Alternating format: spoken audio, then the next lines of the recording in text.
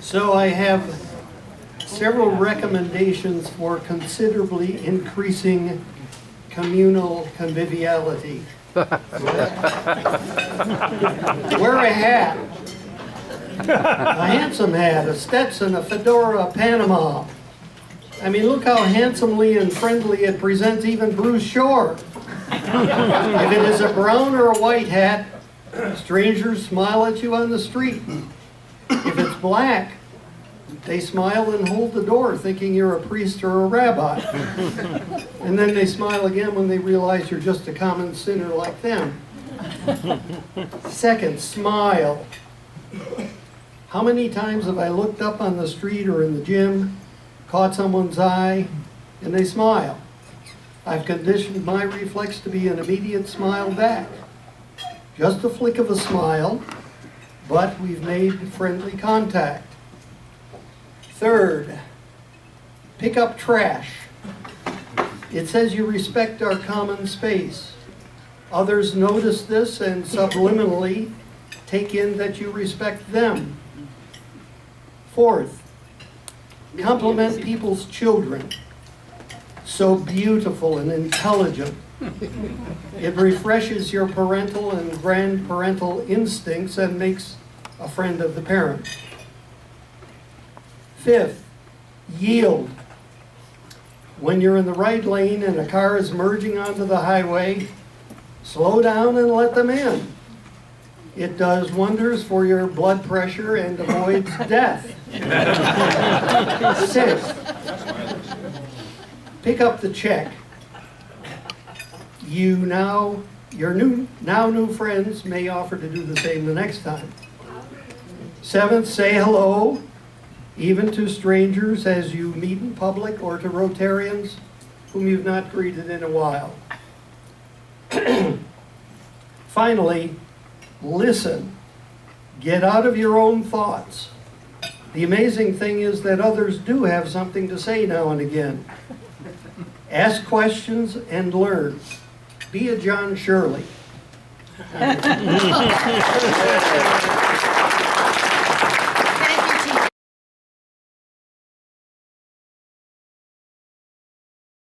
The principal of Del Val, Darrell Avila, will say a few words.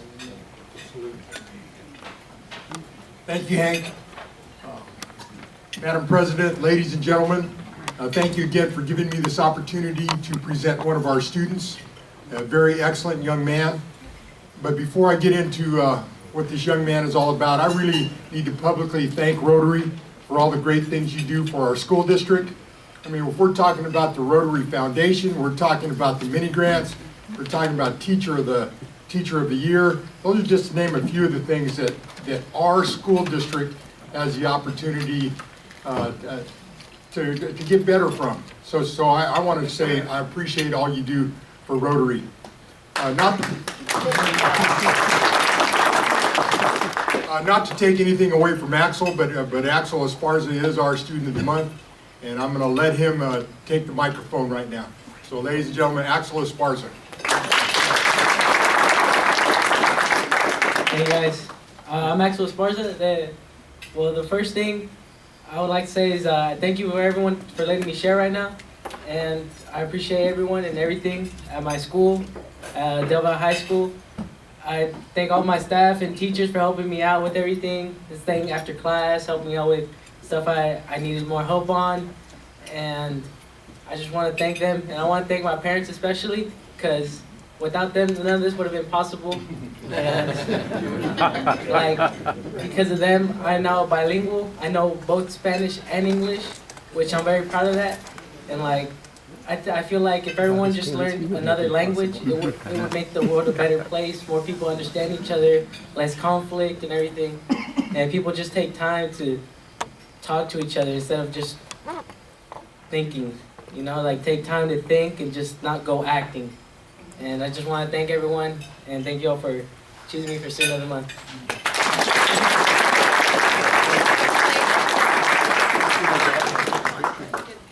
Go ahead, come on, so I can see everybody.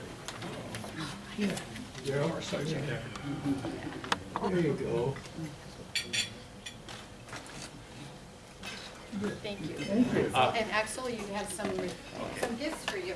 Let's see, Axel, to commemorate your choice as Student of the Month, there's a little plaque, okay? And then a number of the various merchants in town have contributed a whole bunch of coupons in here, okay? You know, hamburgers and this and that and the other. I think we'll be able to find them useful. Thank you. So congratulations. Thank you guys.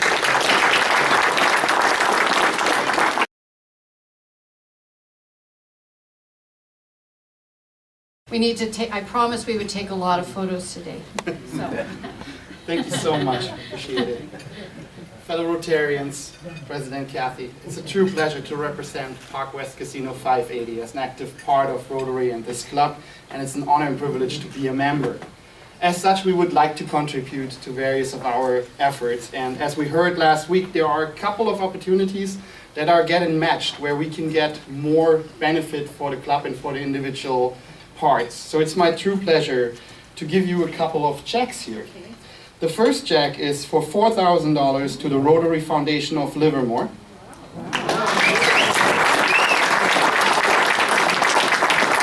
That's the fun part of my job. The second one is in the amount of $1,000 to the Rotary District Foundation, and it is for the mini grants. Thank you.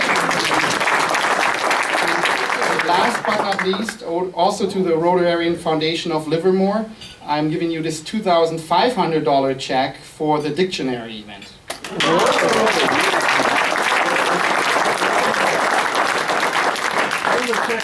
Okay. Here, you take the one, okay. There. Well, Marcus, thank you so very much for that. Maybe I'll take that little envelope if you don't mind. I wouldn't want to lose them. Thank you so much, and let's give another.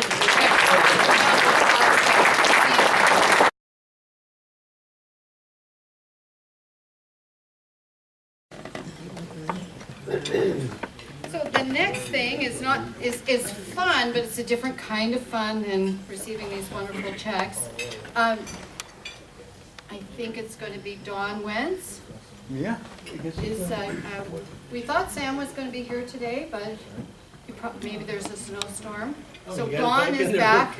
Dawn is going to do the election for us. Yeah, we were hoping Sam would be here, and that would be his last official act as a member of this club, but didn't make it. As you all know, that we put this in the spur a month ago and told everybody about it. These are our candidates for officers and directors next year. President-elect Carolyn Siegfried, Secretary David Rounds, Treasurer Glenn Kubiak, and 3 directors, Dennis O'Brien, Jim Schmidt, and Joel Swanson. Now, we can either vote on these one at a time, or if somebody makes a motion from the floor, Bob? I make the motion that we vote on this slate in its entirety with just one vote. Do I hear a second? I second it. All in favor of electing this year? David. Any opposition? Well, congratulations, you folks are officially elected. Maybe everybody that just got elected stand, so some of you might not know it. Oh, yeah. This is Carolyn. Carolyn. Dennis O'Brien. Glenn Kubiak back there in the back. He doesn't like to say much, so he stays in the back. And Joel's not here? David Brown, oh, there you Oh, are. David. David's there. And Jim Smith and Joel are not here today, but we'll tell them about it. Okay, Andy, here you go.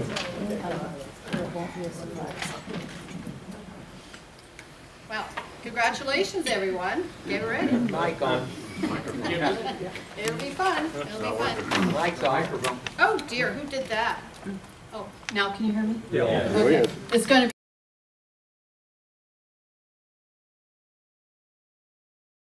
Okay, just a quick update about the Nepal Children's Home in Kathmandu. this is a fundraising appeal right now, I suppose, and I wish I'd had the opportunity before Marcus got up, because he could have maybe thrown another check my way. But maybe he will, you never know. Anyway, just good news is, we've had a donor offer a $5,000 matching. So if anybody now wants to kick in another $5,000, that would be great. We need about $10,000, just under, I think, to complete the next project there. The next project is a solar water heater and a small building which they're going to use for some recreational purposes.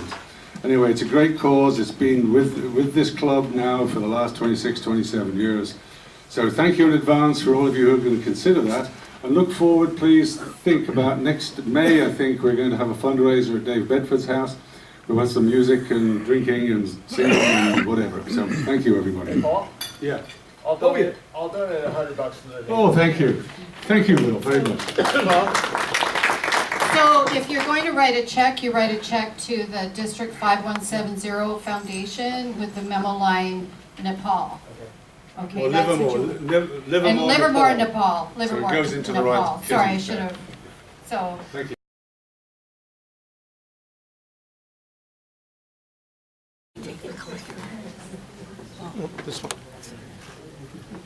I was going to start out by telling you all sorts of things of people who need help, but we've already had a lot of that today.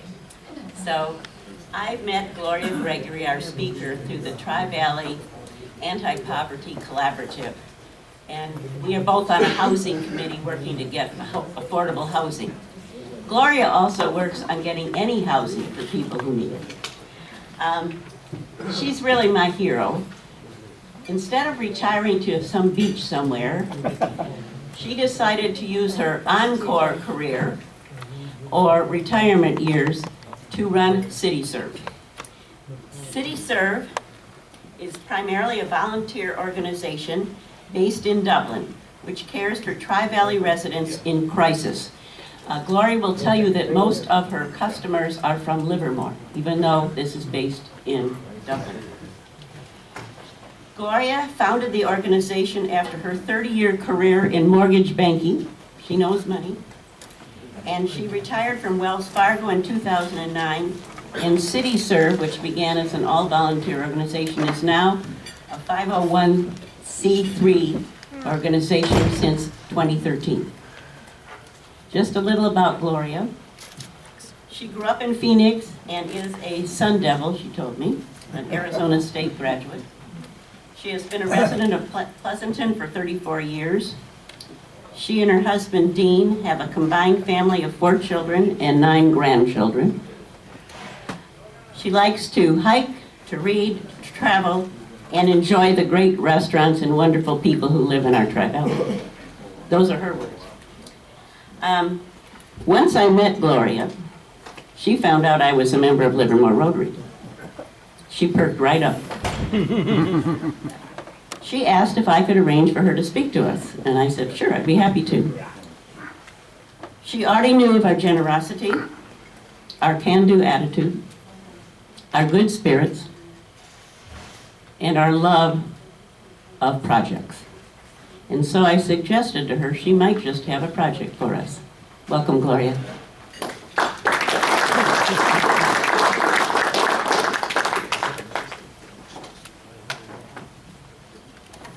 Thank you very much, Carol. I appreciate your time and attention today and the great lunch that I had. Thanks so much. It was a thrill to see Daryl from Del Valle High. I was principal of the day there, maybe a few years ago, which was an exciting day for me. And so I want to just start out talking a bit about our history. And CityServe of the Tri-Valley was established in 2009. I think Carol mentioned that. She mentioned our 501c3 coming in 2013. We now receive grants from all 3 cities, Dublin, Pleasanton, and Livermore, to help with crisis needs in the Tri-Valley. In March of this year, we received the Pleasanton Chamber of Commerce Excellence in Service Award, and we have received We received in July of this year, based on the city's recommendation, the 3 cities, a $100,000 grant contract from the county, Alameda County, to care for the homeless, really, homeless outreach that enabled us to actually hire 2 case managers. As Carol mentioned, we started out all volunteer for 7 years, totally volunteer.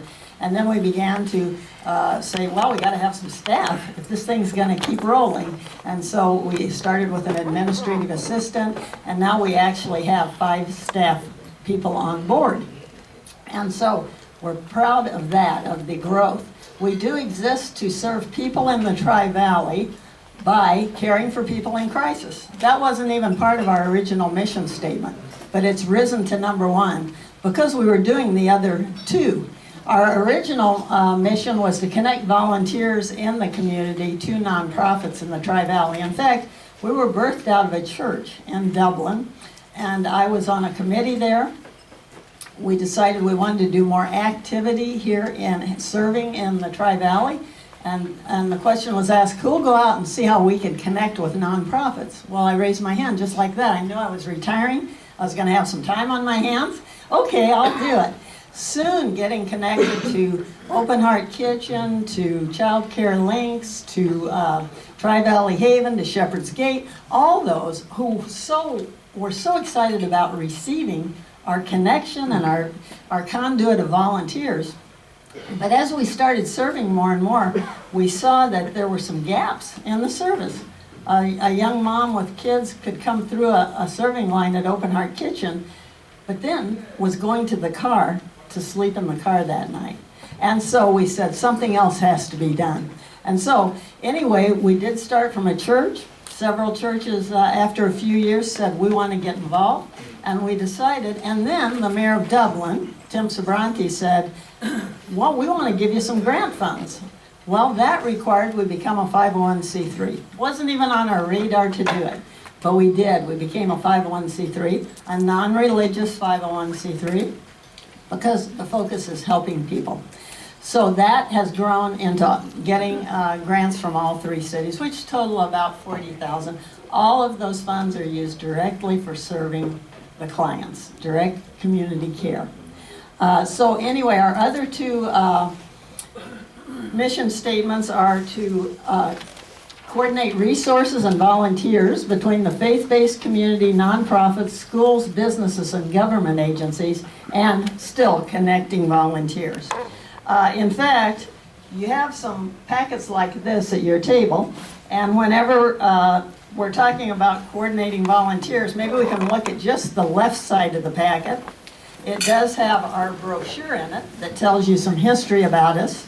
It also has our monthly newsletter that we email out if you'd like to receive this. It talks about events serving those in need throughout the Tri-Valley that maybe aren't well known, and also volunteer needs. We try to keep a handle on what are current urgent volunteer needs for the human service focused nonprofits. On the back you'll see a couple of businesses highlighted who've been especially helpful to us recently, as well as a number of churches who are actually committed and include supporting us both through volunteers and financial.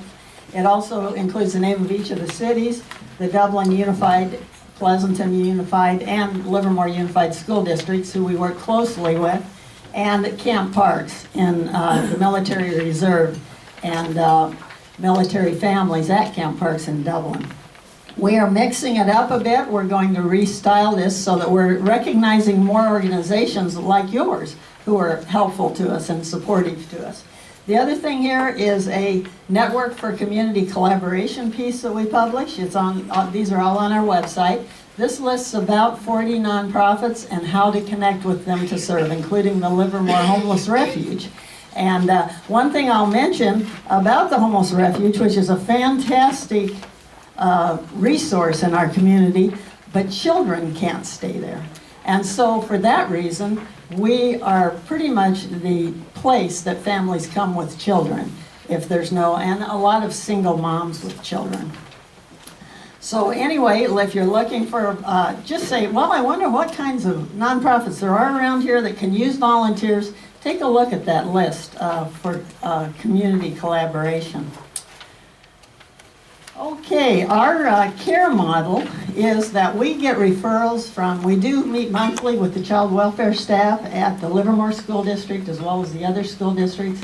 We get about, I'd say 6 to 8 referrals a week during the school year of families in crisis that the child welfare staff doesn't know what to do with. It might involve someone with a 3-day notice that they're going to be evicted because maybe some family household group is split up and all of a sudden we can't pay the rent. It might be help with a deposit or initial rent to get into an apartment for a family. It might be car repair. It might be PG&E bill that's been turned off. But what we start out with is meeting with the client. We meet with each one and understand their needs, and we complete an extensive intake form. We kind of research what kind of options do you have for help, and sometimes that works. We can direct them to use some help they already have in place. Step 2 is collaborate with local nonprofits and human services resources. We work continually with places like Open Heart Kitchen, Livermore Homeless Refuge, Child Care Links, with Hope Hospice, with you name the organizations, the school district, as I mentioned, so many different ones, One Stop Career Center, because of course employment, housing, child care are about 3 of the top needs, and so we're well networked to help people solve their issues. Step 3 is we meet again with the client and create a plan of action. If we do things for them, we're going to pay 4 motel nights for you so you can get cleaned up, you can get some rest, you can go to a job interview, you can make some connections for resources. We want a commitment on their part. What are they going to do? And we're going to follow up on that. And step 4 is continue support through a community care advocate. And that is a program we started last April where we train folks to kind of do the handoff. We can't continue with this relationship, but everybody in a severe need has layers of needs. And so there needs to be a continuing encouragement and connection and helping them rise more out of their situation. So we train community care advocates and match them with one of our clients and help them carry on with meeting with them and encouraging them. Our next slide is about collaboration. We do that through our website where you can find, I think it's the biggest collection of resources for helping people in the Tri-Valley. And you can find other things there like our newsletters and other information you'll see in your packet. We have a bi-monthly community meeting where we focus on nonprofits and what they're doing and how we can collaborate better together. And a lot of times we learn about something new. There's an organization called Bay Area Community Services. How many of you have heard of that one? Okay, they've been in Pleasanton for over 20 years, truly. And you know what they are? They're a drop-in for folks who have mental issues, homeless mental issues. They can come there, a person can come there, spend the day, get a meal, they can get counseling, looking for housing, legal help, all kinds of things. But it's a beautiful resource on Valley and Quarry in Pleasanton that a lot of people don't know about, even in the city staff. And so we focused on them. So we're all about educating each other and working together. In fact, at this time, let's look at the right side of your packet for just a second. And we'll come back to the first item. The first item is talking about homeless clients in the Tri-Valley. The second item is a resource field guide. And it gives you a list. It starts out with homelessness. It gives you a list of about 8 things you can do if you meet someone homeless. Here's what they should do. Livermore Homeless Refuge is one of the items. Housing and education counseling class, CalWorks, special services for homeless age 16 to 24. But then it goes into other things like mental health, child care, employment. Just a guide that we're putting together. We're going to update it every quarter, and it's on our website, for how to help people. The other thing is a food guide. One side is all Livermore. There's lots of food resources around. The other side is Dublin and Pleasanton. The police departments are using this and others. We learned about 5 years ago that when somebody would call us and ask, where can I get food? we'd start reeling off, okay, go here and here and here. And finally we said, wow, why didn't somebody just put it on one sheet? And so we did, and we update it. Do you know that in that time it's evolved so that the churches that are involved, some of them with the Livermore Homeless Refuge, are offering showers. Homeless can shower once on Monday morning, on Wednesday afternoon, and on Friday morning here in Livermore through churches that have showers available. They can also do their laundry at Asbury Methodist Church in the afternoon on Wednesdays. Those are good things, you know, to be able to share with a homeless person you might come in touch with. The last thing is our newsletter, as I said, which has good information on especially volunteering. Connecting volunteering, again, we have the resource for community collaboration, photo of myself with Alan Cerro and Mayor Marchand. We coordinate the volunteer fair that's part of the annual Community Service Day in April here in Livermore, having anywhere from 20 to 30 nonprofits there when folks come back from the service day for the picnic. Who are we serving? Let's just take a look at that. In year-to-date, we've served 1,796 people in crisis here in the Tri-Valley. 44% are in Livermore. We're in Livermore. That's 832 individuals. 88% were extremely low-income category, which means for one person about under $24,000 per year. And homeless, 30% of our clients, female head of household by far, single moms with kids, 37% of our clients. Seniors, 8%, youth 8%, veteran 2%, disabled 15%. So we have some of these, we didn't bring enough, but we have a few of these scattered around the table of our first quarter report to the city of Livermore, if you want to take a look at some of these graphs and some of the statistics. But I mentioned how much we're doing with homeless through the county grant. And Aaron, come up if you would for a few minutes, and let's just talk about the homeless here in the Tri-Valley. So Aaron, you started about 2 months ago. 2 months ago, and we started with a ride-along, pretty quick. You did ride-along with the police department, right? Tell me what's transpired since then. Hello, everybody. Thank you for having us. Well, I'll say it was my first week. I did a ride-along with Livermore PD, and since then I've now become basically in daily contact with the 2 homeless liaison officers that are on staff. They're just texting me right now looking for somebody. But what they've done is they've introduced me to all the different encampments and introduced me to anyone that they can think of. Our goal has been, Gloria assigned me the goal of meeting every homeless person in the Tri-Valley by the end of this year. So I've got my work cut out for me, and Gloria gets what Gloria wants. So the goal has been to really meet with everyone. One of the things, we have a really robust database that allows us to do an intake process, and now I have a mobile computer. I can go out there into the encampments, get to know people, and then refer them to services. Just this morning on my way here, I was able to actually take a homeless man to Hayward to sign up for county services, which there are some services offered down here at the Multi-Service Center where we now have this. That's located at 3311 Pacific, if you guys know where that's at downtown, near the library and the city hall. Yeah, so we're located in there. We have an office there where we can meet with people and refer to other services there, but some services are only offered in our Hayward or Oakland offices for social services. So I've been able to drive people out there. I've been able to take 4 separate individuals to detox. Many people have been housed. We're just starting to assist along that way, helping people to get showers, haircuts, to apply for jobs.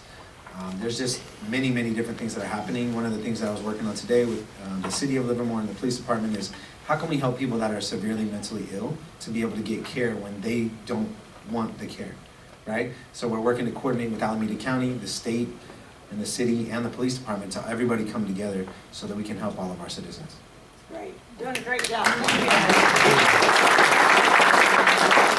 So how exciting is that? I mean, to have someone like Aaron out in the field meet somebody who needs to get to detox and saying, let's go, taking them direct to detox. We're going to see some difference here. I tell you for sure, with the work that Erin is doing and we're doing as a team.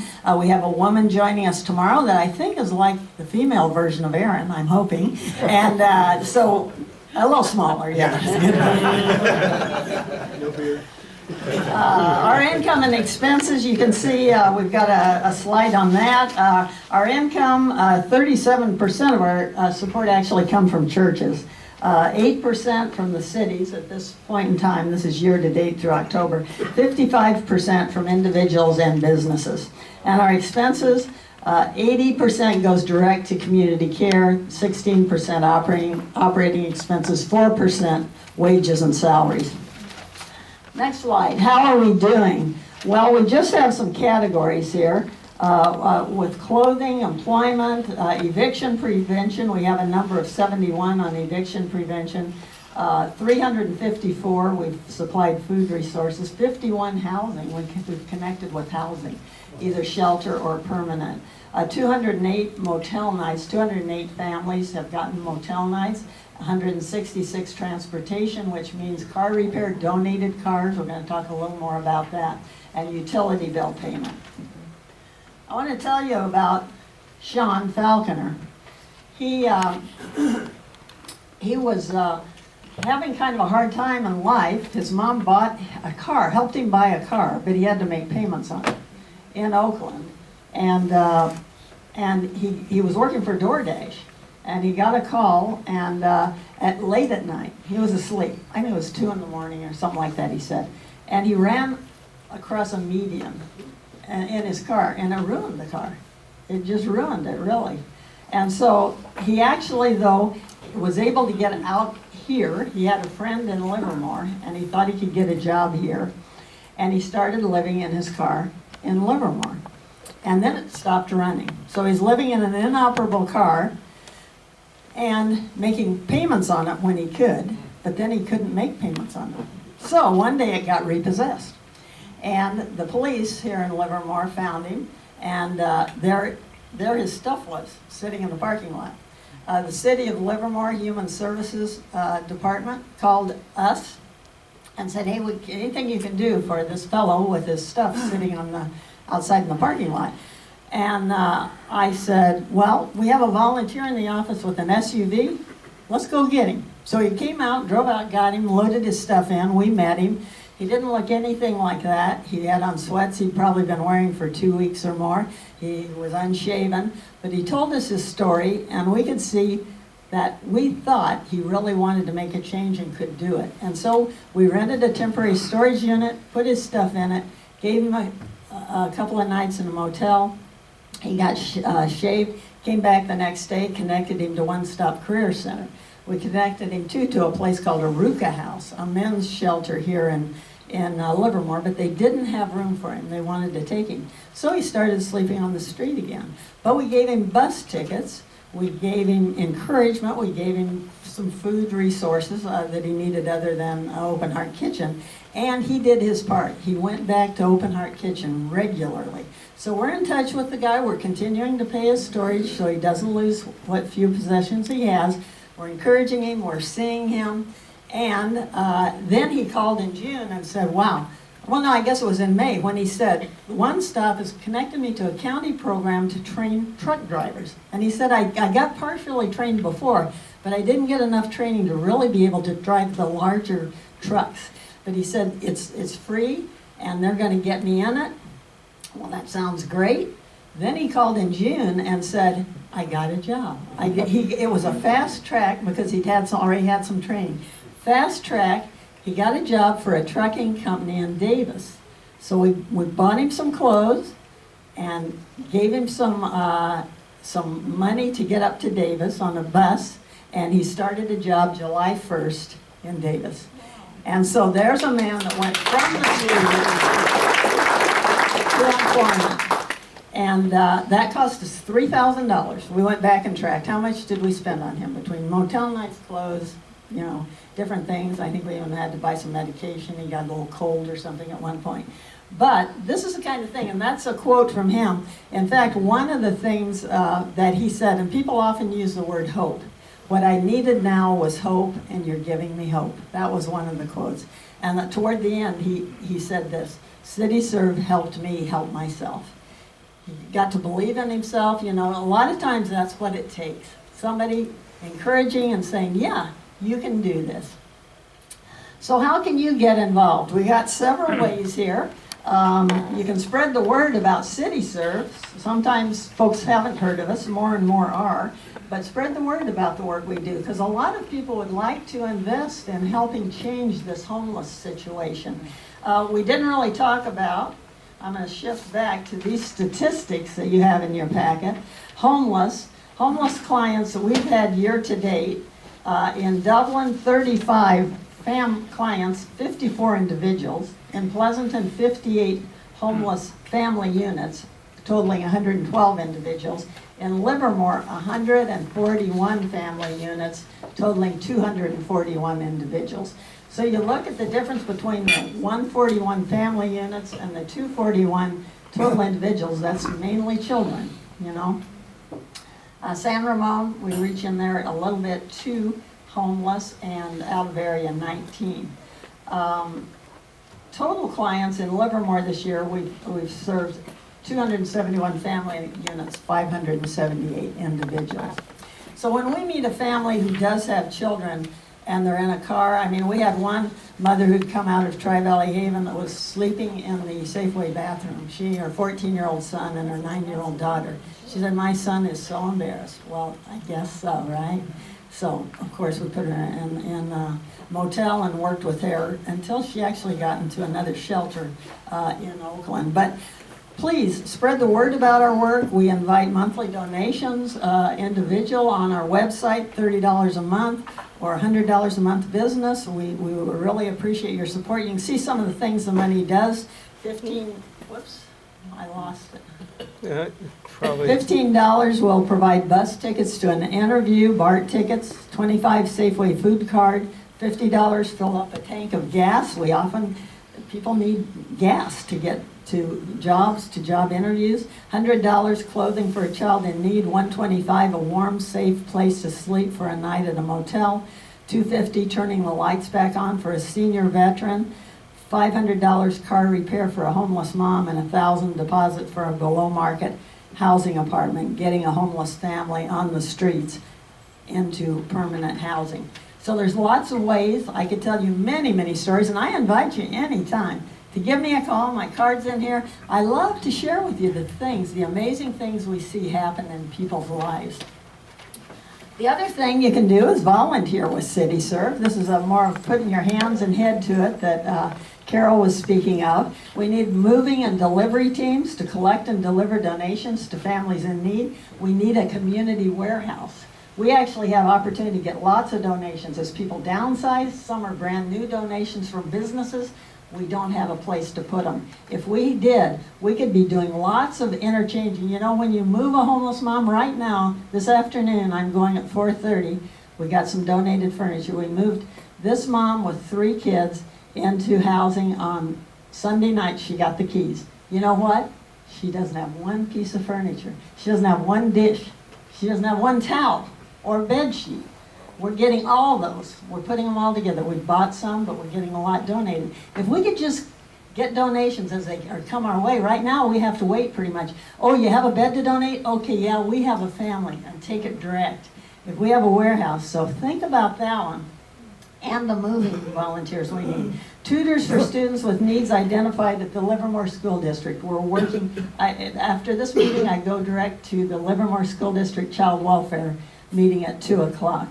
Rental housing research team, this is a big one, to promote the benefits of renting to residents with a VA or Section 8 housing voucher.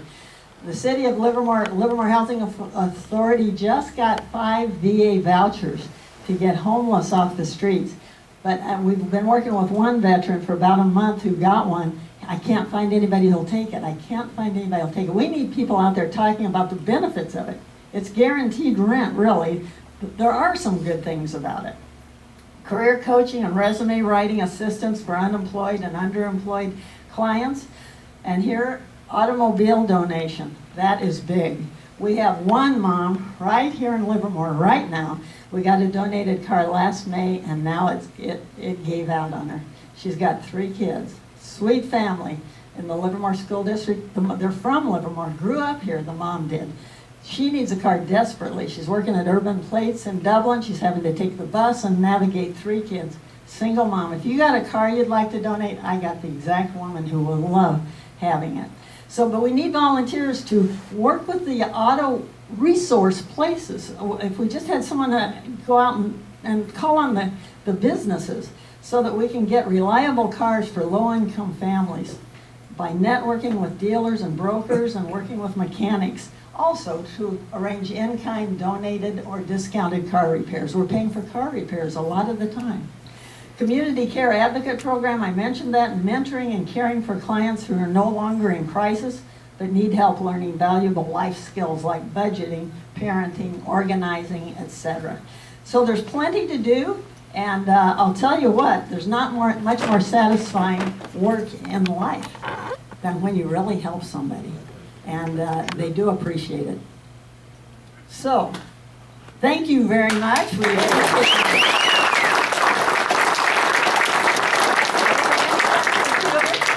We have time for one question, and then maybe, would you stay after and talk to people after for a few minutes? I know you said you had to go somewhere else, but. Yeah, that's no problem. I can Okay, do one that. question, so Mike.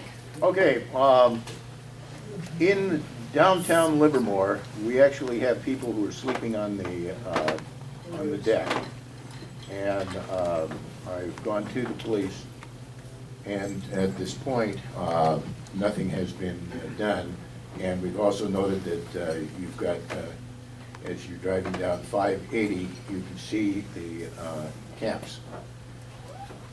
So, how are we doing on those?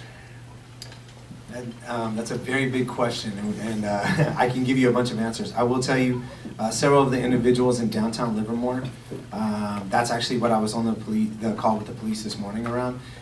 We have to basically work with certified individuals to be able to help someone to become certified as not being able to take care of themselves.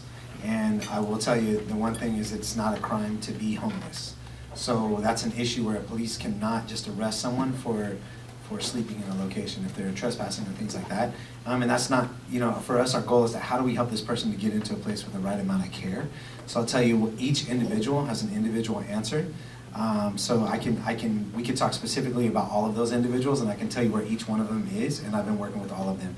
And in the creek, that's where I was at this morning, taking people to get jobs. I'm there at least 3 to 4 times a week, and I'll tell you, I've taken 4 people out of that creek to detox.